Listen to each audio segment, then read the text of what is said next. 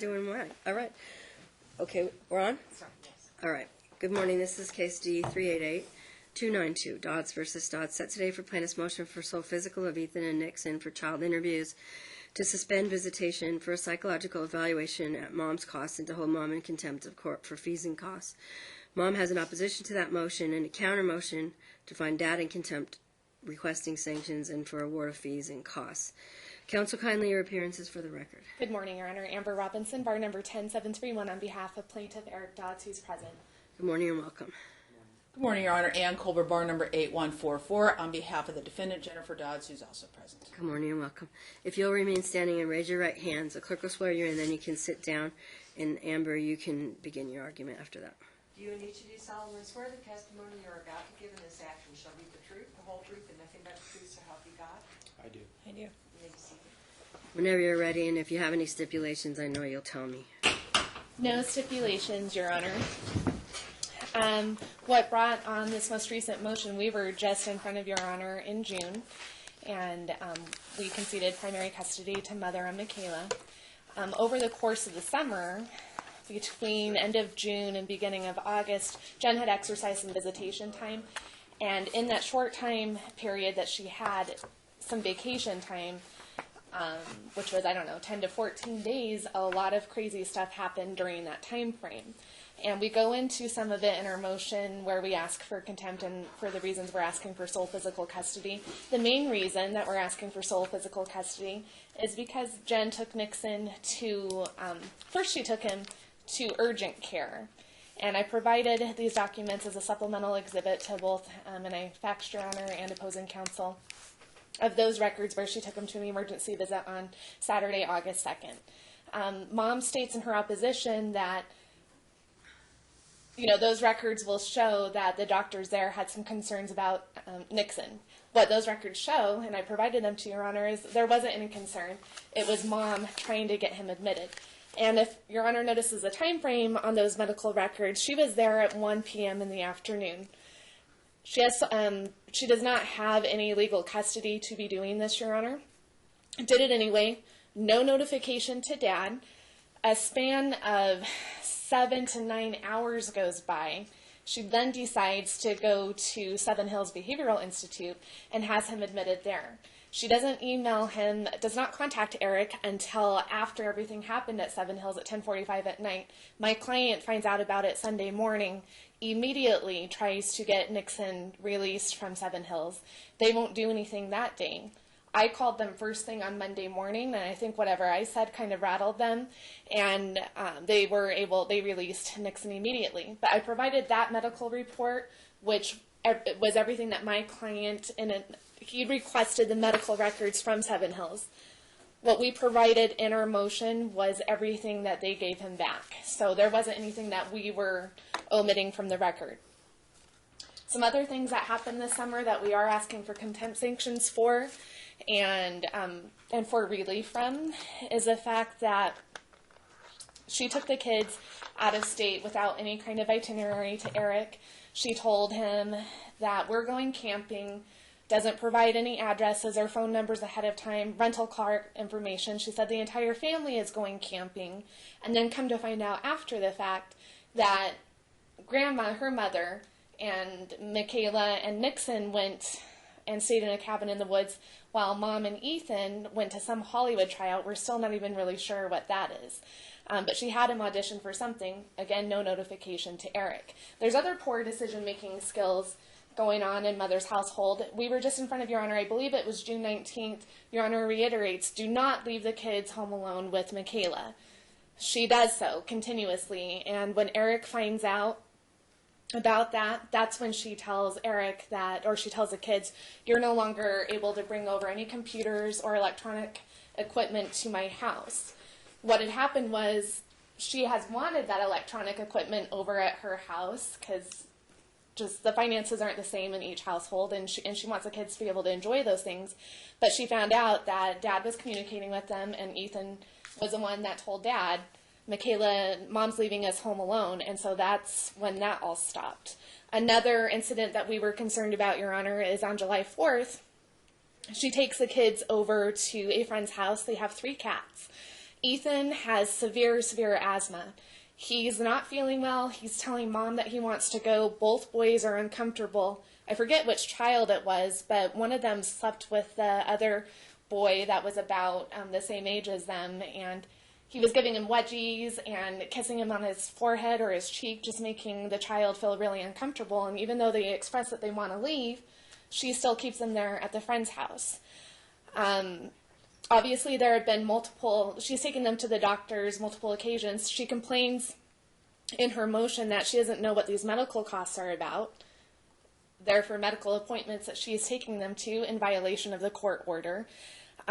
We believe that there's some insurance fraud going on. One of these appointments that she takes them to, she asked that Ethan be prescribed a nebulizer and an inhaler. And Ethan doesn't use that stuff, and he's treated by an asthma specialist, so we think that that was fraud. So for all of those above reasons, we are asking for sole physical custody. My client has withheld visitations the last 2 weekends. She has visitation every other weekend. And I just want the court to know that that was on my advice. I take the blame for that. We know that there might be compensatory time that has to be had, but we are asking for supervised visitation. We are asking that Mom undergo a psych eval. In June when we were here, my client was in the state of Idaho, and he could only hear some of what was going on. Jen represented on the record that she has no mental health issue past. She stated that on the record. I knew that that wasn't true, but I didn't know exact dates and where she had been. My client clarified to me that she has been at Loma Linda in the state of California, and she has been here at Seven Hills. So there are some mental health issues, and we think it's very unstable what has gone on this summer. So we are asking for a psych eval at her sole cost. And we're asking that Eric have sole physical custody temporarily and that the children be interviewed until we can kind of get to the root of what is going on here. It's just not okay. And it's not just this summer where stuff has gone on. My client has been very strong. He's put up with a lot over the years, and he has been able to stay out of court for the most part. There's been different things that have warranted TPOs and the behavioral order that's in place. Most of these things have been done against my client personally, and he's been able to shield the children from it. But now that the children are getting older, he's not able to shield them like he could in the past. And we think part of Jen's issue with Nixon is that Nixon is a lot like Eric. We think that Nixon reminds Jen of Eric, and that is possibly the cause of some of the issue here. One of the things I didn't mention is that she choked Nixon this summer on their way home. I think it was on their way home from the state of California. Yeah. July 21st. And so there's just a lot of issues going on here.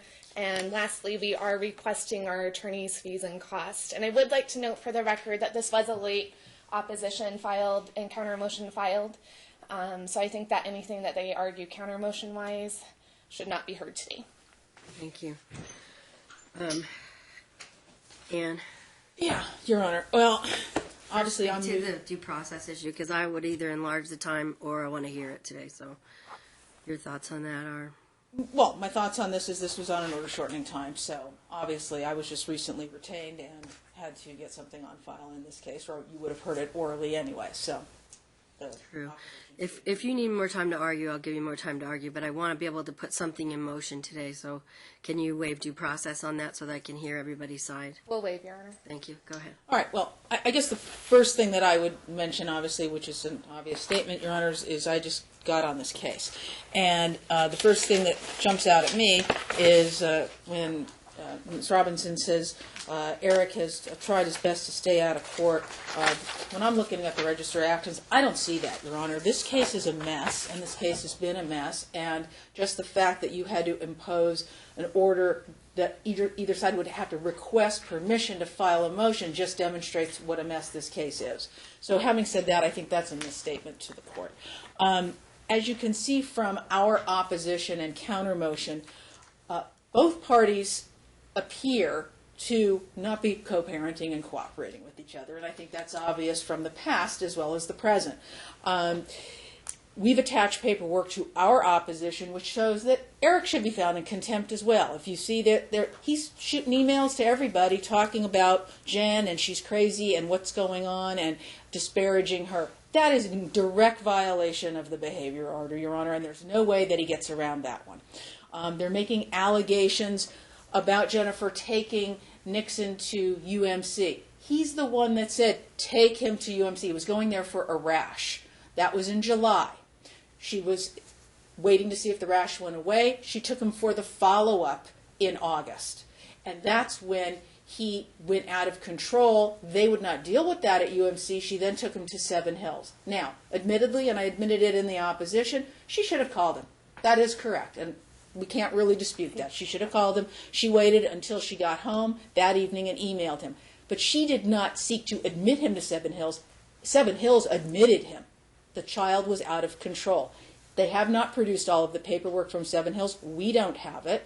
I would suggest we need to get a full set of the records from Seven Hills because the intake information will demonstrate, according to Mom, that Nixon was saying things like, I want to hurt my mom, I want to hurt my sister, I can't paraphrase what he was said, but obviously they were very concerned at the hospital as to his erratic behavior and the things he was saying and doing, that they had to bring him back and admit him. It was not Mom seeking to admit him to a hospital. So I don't think that Mom seeking to act like a mom and take a child somewhere to have a rash check followed up on, or if a child is trying to run out into the street to hold him back from running out into the street or taking him to a doctor, is doing anything more than being a mom. Her mistake? She didn't call Dad. But that's not enough to have her found in contempt and take away custody. And I just don't see it going there. The other allegations that they've made that Mom choked Nixon didn't happen. The other allegations that she had him be somewhere where there was numerous cats and with his allergies didn't happen. If you want to interview the boys, fine, interview them. You didn't want to interview Michaela before. We would suggest all three children be interviewed because Michaela has been a witness to the things that they are alleging occurred. So it seems to me if we're going to interview one, we might as well interview all three. At their ages now, that might be a beneficial thing for the court. I don't know. Finally, in terms of the time, there has been no evidence here that I've seen that Mom has harmed the child. And we're really talking about Nixon here, because there's been nothing said about Ethan. In fact, it was Nixon who strangled Ethan in a Best Buy store. And we didn't even bring that up, Your Honor. But there's been no allegation that, or proof, I should say, that Mom has harmed Nixon, and that did not warrant unilaterally suspending Mom's visitation. I think that, in and of itself, he should be found in contempt for. He should have come into court on an emergency motion. He didn't do that. Just decides, you're not seeing the kids. And we've attached emails to that effect. Ms. Robinson's taking the blame for it, but in fact, it's her client doing it. So I don't think process was proper in this case, probably on both sides. Ultimately, this is what we'd want to see. The original agreement between the parties was, with respect to the boys, joint legal and joint physical. Mom had Friday after school till Monday morning. That had sole legal. Originally, Your Honor, originally. Mom then stipulated to give Dad sole legal. Why did she do that, Your Honor? She did it because he said, I will relieve you of all financial obligation. I'm sorry, I have to object to that. Why? It's on the record.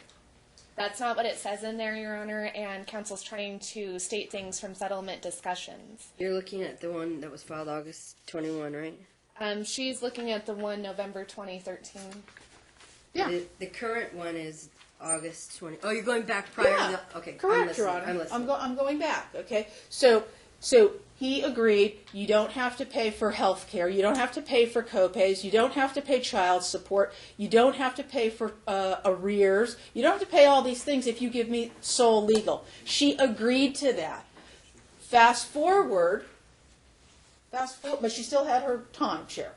Fast forward, now, my understanding is in looking at the record, you then made an award of she does have to pay for one half the health care, she does have to pay for one half of the uncovered medical, she does have to pay child support, and I guess there's an offset because of Michaela living with her now. Well, they filed a stipulated order Correct. in between hearings. Correct. So I guess I am a little confused in that the reason why she basically conceded to the sole legal was being relieved of the financial, and then the financial gets imposed back, and so I'm not quite understanding why the physical portion didn't revert back. But I'm voicing to the court my confusion on that issue. Having said that, Mom wants to keep her visitation.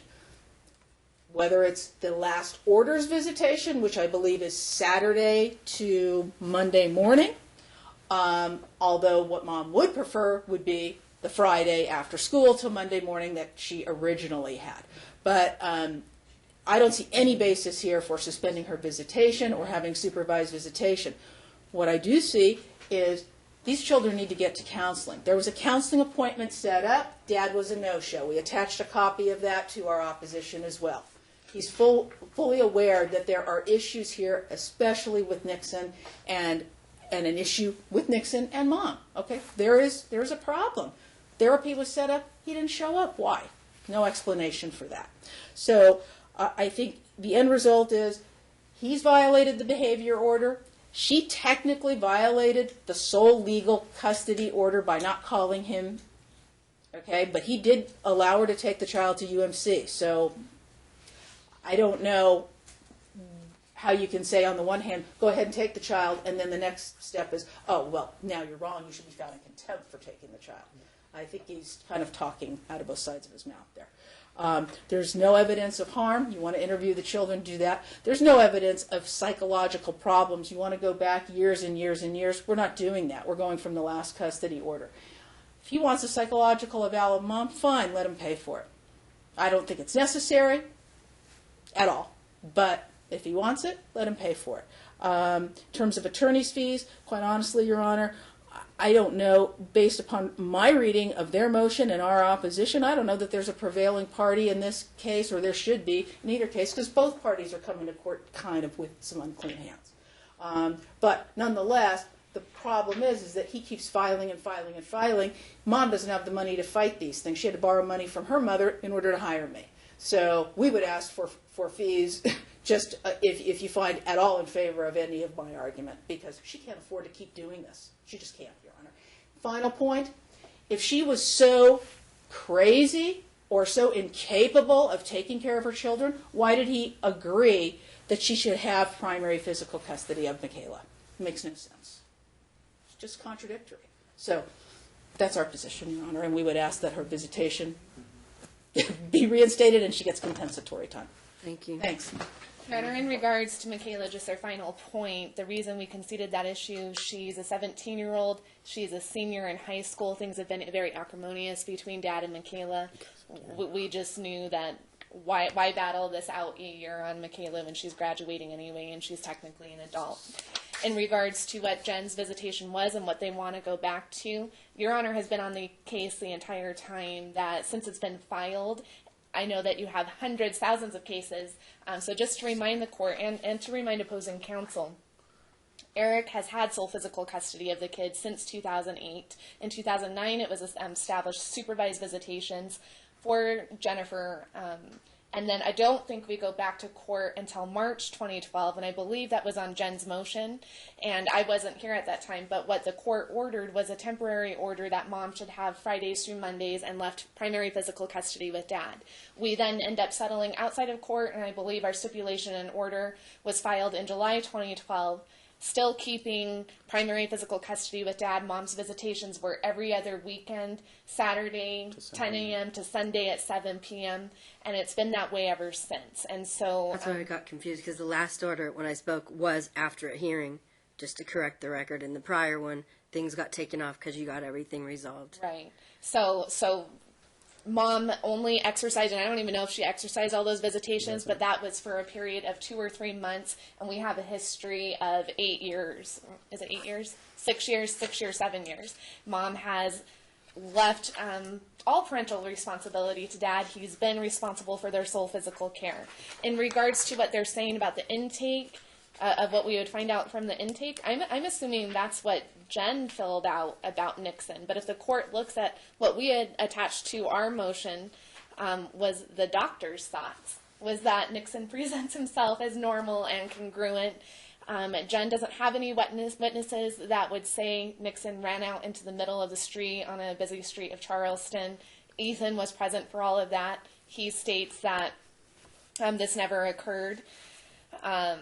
Also, the follow-up visit was done 4 days later on July 9th Yes. to the primary doctor. Yes, Not so- August 2nd. Correct. They stated in their argument, and maybe in their opposition too, that this follow-up visit on the rash, that's what August 2nd was all about, and that's not true, Your Honor. His follow-up visit was 4 or 5 days after his appointment in July, and so that was already taken care of, I think, by July 9th. So what she took him for on August 2nd was she was hoping that something would happen at UMC, knowing that they're mandatory reporters. She had complained to them that Nixon's behaving irrationally, but they don't note anything in there. And so then that's what prompted her Seven Hills visit. Okay.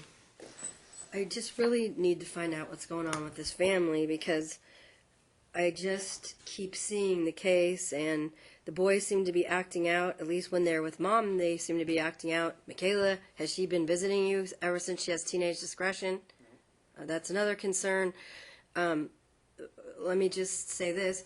I'm not a big fan of getting a psych eval out of the context of someone looking at the whole family system in a custody eval, because if you just take a psych eval of someone and you have no idea how that puzzle piece fits into clinical observations of the person and how they interact with the kids and what are the kids saying, and it's just kind of a vacuum test for me. And I agree with the fact that, you know, I had to put a goad order because they were coming to court a lot since 2008, more than I would like to see a family come here and be in conflict. And it also seems like the boys are fighting with each other at times. And, you know, I don't know if what happened, you know, the Best Buy strangle really happened. I don't know if there was really a jump out of a car. All I know is what you guys put before me in these pleadings, and it just doesn't seem to be a healthy situation. Clearly no co-parenting at all. You know, you seem to dislike each other more than you love these kids, and they also seem to be, you know, not feeling like a little sibling group either from the behaviors that are being described. At first when I read this, I thought to myself, well, what about something like an expanded child interview with, you know, an MFT or a social worker where the kids get interviewed, they get to interview the parents, you know, and any collaterals they feel they need to kind of tell the court what's going on, what's in the best interest of the kids. But usually they don't do psych evals, you know. So if you really want the psych eval, my goal would be to go towards a custody eval. If you want to work at the level of the MFT master's degree level or social worker, I think we might be able to get enough information from that. But you asked for a psych eval prior, which makes me feel like I'm again shoving it under the rug and saying I don't want to do it, and I deferred that. You know, I deferred something on both sides, I remember last time, without prejudice. So I'd like to hear your thoughts on that, because I really want to get to the bottom of it. I want the kids interviewed. I don't want to be the interviewer. I want it to be someone who can pull other people in, who can say what's really going on, that they review these medical records, they talk to this family about this conflict, and they tell me what's wrong with this system and how to fix it so that everybody, you know, has a relationship with all three kids. The kids have a relationship with each other. You know, I don't know if Michaela's being parentified or not. You know, she's going to be 18 in less than a year. She's got about 10 or 11 months, I think. Just, just tell me what your thoughts are on the process that you think would be the best to get to the bottom of it. I really would like to do something that gets us to a point where we all feel we have enough information to make a good choice. And if you don't make the choice, I will. But I'd like the family to be interacting with a mental health professional, all of them, in whatever groupings, the therapist, or if you want to go to the custody eval level, that's a lot more expensive, like $5,000 to $7,000. And we have a lot of really good MFTs and licensed social workers like Nicholas Ponzo, Claudia Schwartz. There's just a lot of people out there who do a really good job and write really good reports. Your thoughts first, Amber, and then I'll ask Ann. And if the parents want to speak this, they're welcome to also. I respect your Honor's opinions that maybe looking at this as a family system whole, we are concerned about mom's mental health, and so if that could be part of this whole process, we would be open to that. I do know that that cost is a factor here. We could say, I don't mean to interrupt you, but we could say to the therapist, hey, if you believe that you see indications of mental health problems, you could ask either party to go take a psych eval at their own cost to like Lenkite or Mortallero or Holland or Paglini, somebody that's used to working with high conflict families. Just kind of put it on the back burner and say, if you see it in your work with the family, send them. Well, perhaps we could have both parties provide their mental health records. We do know that there's been a diagnosis of bipolar, even though that Jen will deny that. And I think that's important for anybody that looks at this case to have that background, because it may explain like where both parties are kind of approaching the case from. We do have serious concerns. We do think professionals need to look at this case. We also know that the reality is we think Jen should bear this cost because problems have been mainly on her side, but we also know the reality of the money situation too. Do you have any thoughts, Eric? Your Honor, my main thought is when you talk about the boys and their relationship, obviously there's two different households and two different ways that things happen in those households. But I know that, under our roof, when things go on, the boys, they're 14 months apart. So every once in a while there might be little struggles there, but they get along very well. Nixon is excelling in all of his extracurricular activities. But doesn't it sound, I hear what you're saying, my problem with this is it sounds like they aren't doing the same when they're at mom's house. If one of them is saying, I think it was Nixon saying, I want to hurt my mom, I want to hurt my sister. I mean, where is this behavior coming from? Is this because the relationship isn't good over here, or is it because they're acting out for some other reason? Your Honor, I personally believe, that I think one of us is parenting the kids and the other one isn't. That's just my personal opinion. I have a schedule. Why would they be so mad at their mom to say, I want to? I don't know. I don't know that. And if we need to go to interviews to do that, I'm all for that. That's why I want it. I want the kids to get interviewed, and they're starting to get older and see these inconsistencies and things that mom is telling them. And I don't disparage mom in front of the boys. I try and. But the emails are, kind of a good example of, but I also understand it's coming from your own frustration. But the bottom line is you guys aren't co-parenting at all. I agree we aren't, but after the last order where everything was very well in line, it was very well laid out on how things were going to be, and we were going to, follow your orders to a T. And I wouldn't be back here today. I wouldn't have gone, and asked you to reopen the order if I didn't think that, Nixon and Ethan were both at risk with being down there. Nixon is very distraught by this whole thing. If she thinks she didn't cause any harm to him, and the mental harm that she caused him by him being down there, then, she is definitely sadly mistaken about what this episode did to him, to an 11-year-old kid, by shoving him in somewhere he didn't need to be. So that's what concerns me right now, and that's why I followed my attorney's advice. So this is very, this is a tough thing. They are such good kids. And things go great at the house when they're with me, and it's rough when they're down there, but they're great with me. They're getting A's and B's and good grades, and, things are going great at the house. I don't know what goes on down there. When they leave to go to mom's, do they don't want to go? What do they say to you? That weekend when I took Nixon down there, because of the issue that they had coming back from California with Jen choking Nixon, Nixon especially did not want to go. He had no desire to go. I said, look, this is how it works, and this is what we're going to do. And you've got to go down there for the weekend. Be good. You listen to your mom. She's your parent while you're down there, and you listen to her, and that's how you do it. And somehow things got out of control. And I just feel like if I would have gotten a simple phone call from her in the middle of the day, if she could have, had some, let her pride go and called me and said, look, Nixon's out of control. I need your help. I could have resolved the situation. He could have come home with me then, and we could have made some compensatory time up later, and we wouldn't have been in this mess. That's the only reason I'm here. Everything was fine and laid out and good as far as, the last order that you made. But I'm here because I fear when they go down there. And while we do believe, obviously, there's conflict between Nixon and Jen especially, we don't believe that there were threats to harm Mom, Michaela, the dog, suicidal stuff, depressive comments. We don't think any of that went on. We just think that there was some sort of fight that happened, and Mom took it to the next level. Do they say that they're staying with Michaela by themselves a lot?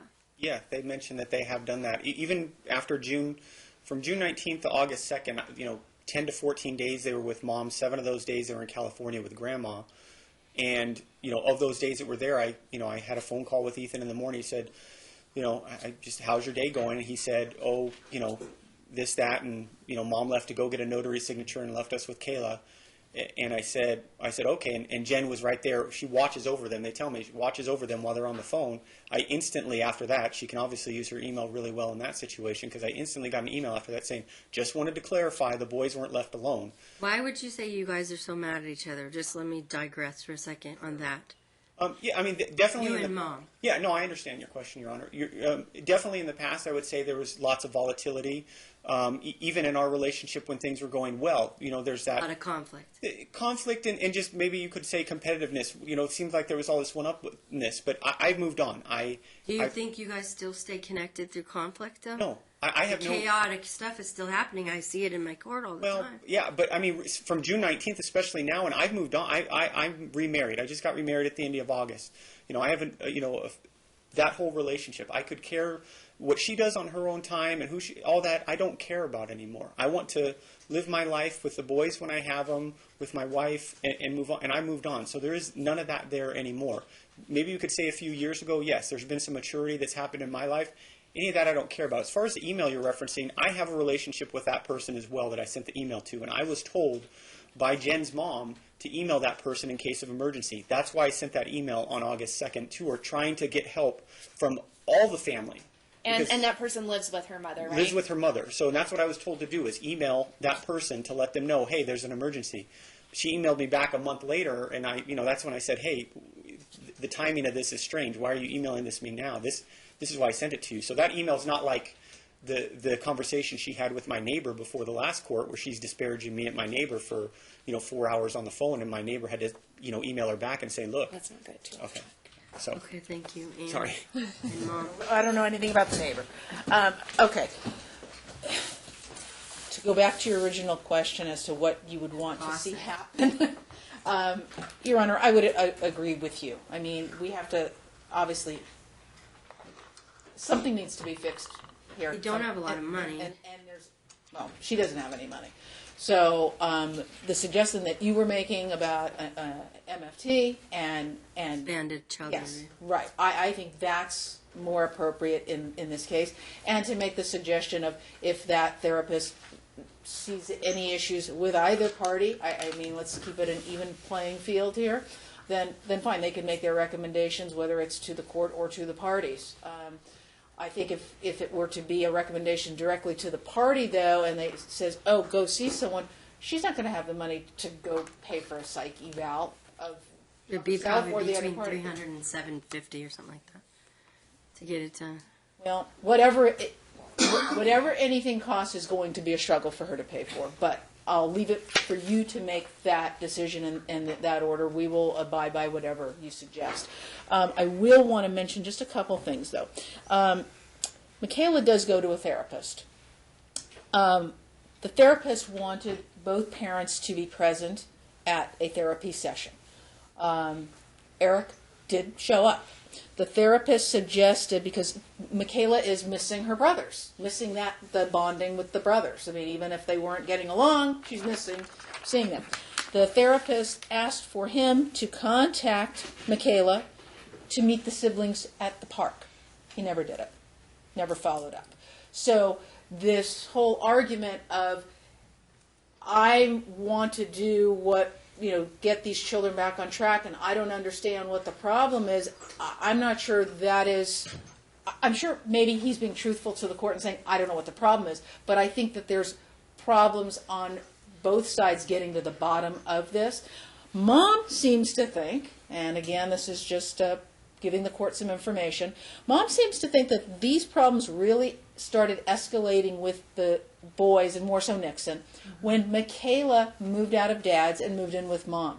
The system changed, and if she's Yes, not going back the whole over there, dynamic changed, and he started acting out a lot, probably mad at Mom for taking Michaela away. I don't know. I don't know these children, but that's what Mom seems to be thinking.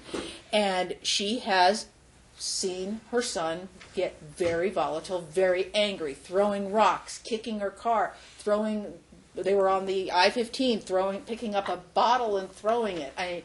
Just anger. Very, very, very angry. So we're asking this court for some direction, but that doesn't mean Mom doesn't want this to, I don't know if it can be fixed even at this point, but at least take steps toward fixing. But she wants time with her boys. And if there's such conflict, until there is sufficient therapy to get Nixon to a point where he is comfortable with Mom, well, that's got nothing to do with Ethan. Okay? So even if the court is really concerned about things that Dad has said about Mom's interaction with Nixon, that has no bearing on any kind of denial of time with Ethan at all. So usually when I have things I know, and you want to keep all the kids together. I try not to make changes because I want them to evaluate what's going on Right. with the situation as it is. But I also would admonish everybody that you have a behavior order, and it does carry the powers of contempt. And if fines don't matter to you, then a couple days in jail might. And if it's proven through admission or evidence or through an evidentiary hearing that you violated the behavior order, I am going to find some sanctions. This is too high conflict for too long. 6 years of you guys having to come to court all the time, and it needs to stop. And I don't know the answer in this case, and I know there's not enough money really for a custody eval. I'd really like to get a custody eval, but I think if you provide all your mental health and all your medical records for parents and children to a qualified person who I haven't, I was going to kind of hope you had some ideas about that. If not, I can throw out ideas who you could go see. I like the idea of an expanded child interview, and I've been using it more lately ever since they started talking about brief focused evals. No one ever seems to know what that means, so I call it an expanded child interview, that they can pull in who they feel they need. And if I write on here, if either parent needs a psych eval, you can refer them, and each parent will pay their own cost. Then they can pull that adjunct information into their own analysis. If you don't have a mental health problem that isn't already diagnosed in, records that you can provide and prove that you're taking medicine if there's medicine, or following, therapeutic advice so that your behavior isn't, hurting kids, I don't think they're going to send you for a psych eval. But if they think that you're not and that you need some kind of diagnosis, then they're going to ask for that. I don't know what's going on. I just know that you guys have a lot of conflict and the kids seem to be acting out. And I find Michaela not visiting Dad at all also kind of acting out. It's kind of like a cutoff. She's got her, there's nothing going between them. It's like Dad's going like this and she's going like that. So I think you have a good point about the boys might be mad at Mom because of Michaela's over there now and they miss her and the sibling relationship. What were you going to say, Amber? What I was going to say real quick is that Nixon and Jen have struggled a long time. In my motion, I think, filed last year, it was, that there was a drop-off where Jen dropped off the kids at Eric's house, and she came barging into the house, too, and she's like, Nixon's dead to me. So to say that this is all, right now, is not the case. It's been a long struggle. And in regards to Michaela, Eric has said, hey, Michaela, let's all go to dinner as a family. Know that our house is always open anytime that you want to come over here. And Michaela, denies all these invitations. He's like, okay, if you don't want to come to the house, if you don't want to go to dinner as a family, please come watch the boys perform at their sporting events or come to their sports practices. And she denies all of that. So the attempt has been made on my client's end, and we still get resistance from Kayla. Yes, Mom. Okay. With Kayla and the whole therapy thing, she has bonded really well with her therapist, and she is working on rebuilding a relationship with her dad, which is very encouraged because I believe that the kids need both parents. How's she working on it if she never sees him? That's what came up in therapy just recently. And the therapist suggested, because Kayla really didn't want to just attend a function, was just to meet at the park and start interacting again. And he agreed to that, and she held to that. And she waited for 3 weeks now for him to contact her to set up a time that he agreed to do with the therapist, and it never happened. And she was disappointed with that because she was looking forward to that. And she is, based on everything that has happened, she went to Seven Hills for 9 days, where he did not participate at all in her therapy, visit her, discharge planning, anything. And I did pick up the pieces. He dropped her at my house at night and basically said, here, I can't deal with her. And I took her, of course. And from that point forward, she has been in my care. And it's a horrible situation, and I don't want to see the boys go through this again, like their sister did. And my son is attacking me and his siblings, and I love both my boys. We've always had a different relationship. Nixon has always been a daddy's boy. I won't deny that. And Ethan's been a mommy's boy. But we had a relationship, a really good one. Jumping out of cars and ending up in Seven Hills, 2 kids now. There's something wrong. What I'm saying is, I'm worried at their ages about conduct disorder issues, and when you're angry and your family's acting like this for 6 years now, what happens is you look for a place to belong. And if they don't feel like they're going to make this system work, and now that Michaela moved from there over to here, doesn't even go there anymore, I have a feeling that a lot of the acting out is because of the system change. And I want to get somebody in the middle of this so that everybody's voice is heard, but I know there's not a lot of money, so let's do the expanded child interview. You have to provide all your mental health records, all the kids' mental health records. I want the boys to be heard. I think right now they're acting out in a really dramatic way, probably because they don't feel that their voice is being heard. And there's a lot of controls, don't bring your electronics. You can't do that. I know, even if Dad's trying to contact them. The more that you guys keep cutting each other off and putting a wall up, the more they're going to just rail at the machine, basically. And which is, people jumping out of cars is pretty desperate. And allegations of choking, and, we're gonna do this. I know in the past I've deferred it, but you're gonna have to come up with some funds, and even if you have to tell your therapist, who will choose in just a minute, that hey, we need this much time to even get you the total amount of money to go forward on this. That's fine, but I need this information, and I can't keep saying, oh well, we'll try this new thing when the kids are not getting any better, and things are getting worse in some ways. You say they're good in your house, but when they go to Seven Hills after jumping out of a car, I'm worried. Could we have something more, Your Honor, than a brief focused eval? I just don't want that therapist to feel that they have to. Those are even kind of narrow. I'll make sure the minutes reflect that they can expand this, and I'll put it in my own handwriting here, that they can expand to as many collaterals as they feel necessary. They're definitely going to interview the parents, and probably any significant others. I'm fine with Nicholas Ponzo, Ann. That's fine. Do you like him, Ann? That's fine. I imagine after they get the mental health records, they might call a couple of those professionals to get their take on it. Because even though the doctor said, Nixon seems like he's, he appears normal and everything, there's acting out. And it may be just at Mom's house. One last comment, Mom. Oh, I was going to say on the Seven Hills report, from what I read, there is a behavior diagnosis of not explosive disorder, but it wasn't that he was all cotton candy and roses upon discharge, and we're only seeing the final day of progress, a progress note, not the 3 days that he was there. But I don't have it in front of me, but I know that there was a behavioral diagnosis made on his aggressiveness. I don't believe that to be entirely correct. I think what Jen is referring to, Your Honor, is page 1, 2, 3, 4, 5. It says prior psychiatric history. It says disruptive behavior disorder.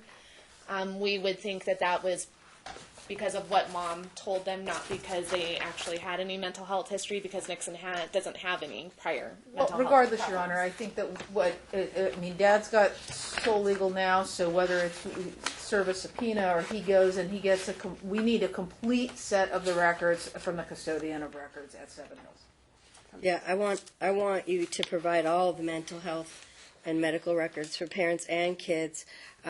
If you come back here and you don't have a good feeling about what's going to happen with your kids and your custody arrangement, then I'm going to want to see all those, and they can be submitted confidentially in camera.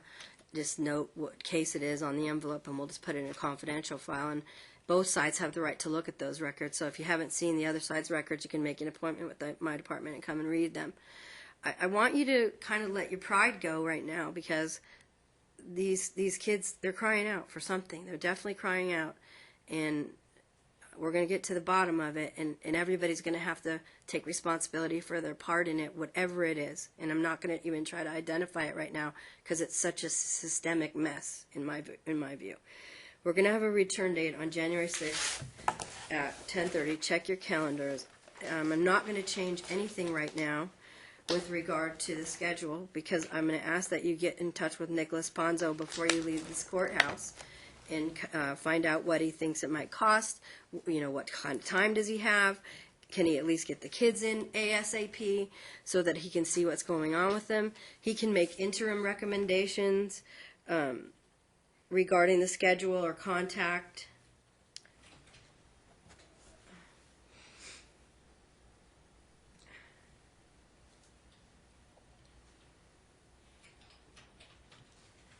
And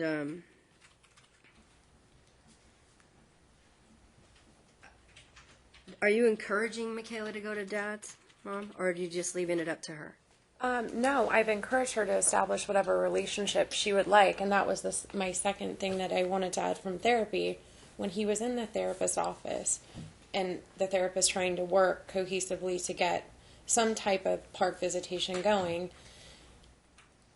he was very angry, and he basically attacked verbally our daughter by saying, "You know what? You're the next generation of your mother."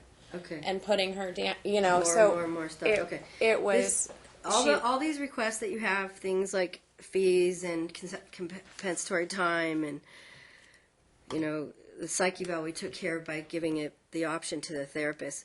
All that stuff I'm going to defer right now. I really want you to follow your last order that you filed in August, temporarily without prejudice, unless Mr. Ponzo tells you to do something differently. And I want you to get the kids into him ASAP with their mental health records, not giving them to the kids to carry in, but you provide that directly to the professional. All right?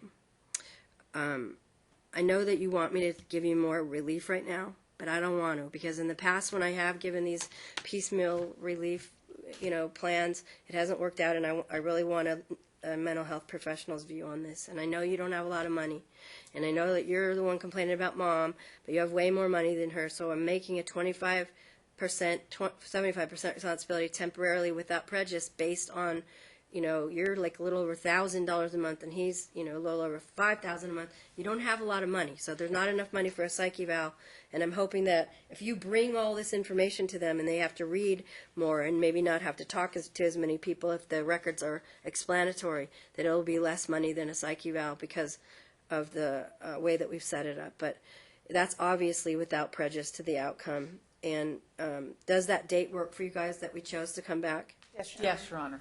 What time was it? I'm sorry. At 10:30 a.m. I think the minutes can suffice from today. Everything I said to you. Well, let me just the only thing I didn't say out loud that's on here that you might not be able to read is much conflict last 6 years, no co-parenting, alleged mom choked Nixon, he jumped out of the car, he ended up at Seven Hills, Michaela is not visiting dad, parties to supply all mental health and medical records, parents and kids, what is in the best interest of these kids at this time, expand to any and all collaterals needed, may make interim recommendations regarding scheduling or contact. If either parent needs psych eval, may refer each parent absorb cost of their eval. And it's clear that I want the parents interviewed. I wrote that up at the top right here, and the 3 kids. Your Honor, I'm assuming that both parties are exchanging whatever they're supplying to Nick Ponzo with each other. That's a good way to handle it, too. I guess that'd be smarter than having you to come to have to review them here. Right. So supply any and all medical records to your your opposing side, and then submit them to the court in camera so they can just be in the confidential file. Okay, and then lastly, since Mom hasn't had any time with the boys, should that then start this weekend then, Your Honor? Well, I think what you should do is talk to Nicholas Ponzo, get the kids in, and let him say what to do. I'm not saying... Well, I'm just saying because today is... I don't know how fast or slow it's going to take to get all the records. I don't want more acting out behavior. Right. That's what I'm worried about. So, right now, I would say get into Nicholas Ponzo and have the kids start coming over again as soon as he can interview them and find out what's going on. I have a feeling that you said something very insightful about the anger, now that Michaela's not there, and they probably are just acting out for, several different reasons relative to the conflict. Let's just say, Your Honor, we can't get into him for months. We do know that Nixon, both boys are against seeing Mother. Nixon especially. They can have the same discretion Michaela has temporarily without prejudice while we try to get into Nicholas Ponzo. I don't want you to delay on getting the records to him because I think that'll help the most. And also, if you want to issue your orders to show cause both ways, you can submit those and they can be continuing, or you can back off on those temporarily while they try to work, hopefully civilly together, not violating the behavior order. But you do have orders to show cause, dueling motions for contempt, and they will go to an evidentiary hearing if this isn't resolved through this process. Thank you, Your Honor. All right, have a good Do afternoon. you have the contact information? Yeah, can you read is that? it You here? can't read that? Oh, I'm sorry. Can you 248-1169. make a copy of the front page for them? Yes. We always have to do that because it doesn't really go through. He'll make a copy for you Okay. and bring that to you, but I'll No, I can read it, Your Honor. It's okay. I got it. I'll tell you right now what it is too. His number is, it's probably 702, I didn't write that. Right. 248-1169. Got it. Okay. All right, I've got it. Okay. Thank you guys for your work on the case. All right, thanks, Your Thank Honor. you, Your Honor.